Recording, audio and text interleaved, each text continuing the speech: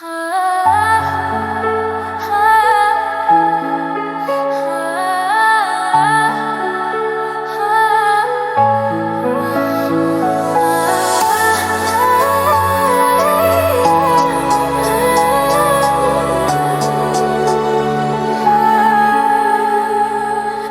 לנו אומרים, שתומי מעיין חי, אך בעולם המים שוכנים הרבה ספק ודי. הם זורמים בצינורות, מתכת בת שנים, נמקטים בבקבוקים, פלסטיק מחכים לרגעים. מדענים, טוענים, מיקרו-פלסטיק אורב, ואנו בולעים הכל כאילו זה דבר חשוב וקרוב. תמיד עולה השאלה הנצחית שוב ושוב, מה נשתה שיהיה טהור לגוף ולכוחך.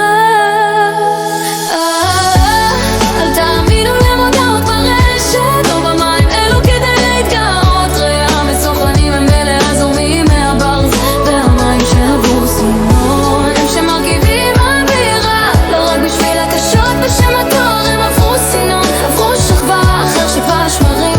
הדוגמה נותנים, איך ניתן לה הפך את ההפללה למכה. אנו שומרים מים בפלסטיק שנים רבות, אך כן תוהים על עצמנו על כל הצרות. יש כלים טהורים יותר, זכוכית ופח, לנו זל שאינו רוצה להיות כבול תמים וענך. המשקה המוקצף הוא דימוי, לא קריאה, הוא נלגם במהרה. אין לפלסטיק שום מוטיבציה, המחזור בשלה מתנקה, הפך בהיר וישח. המסקנה לחשוב היטב מה אתה שותה לי קרבך. אל תאמינו למודעות ברשת או במעלה כדי להתגאות. ראה המסוכנים הם אלה הזורמים מהבית שעברו סינון, הם שמרכיבים אווירה לא רק בשביל הקשות בשם התואר. הם עברו סינון, עברו שכבה אחר שכבה שמרים. הדוגמה נותנים לנו, איך ניתן לה הפך ההפעלה למכה.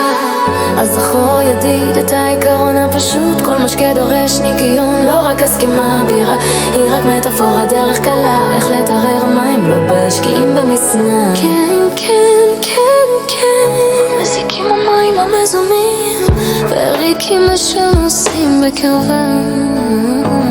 נקבורת קוטף פלסטיק, מים טהורים נמצאים בכל מקום שיש בו דאגה, במקום שלא ממהרים ושומרים על כל פניה. שתה לברית, אזכור גבול אחד, התואר חשוב יותר מכל שצועב מלמדת על מה שעבר בה.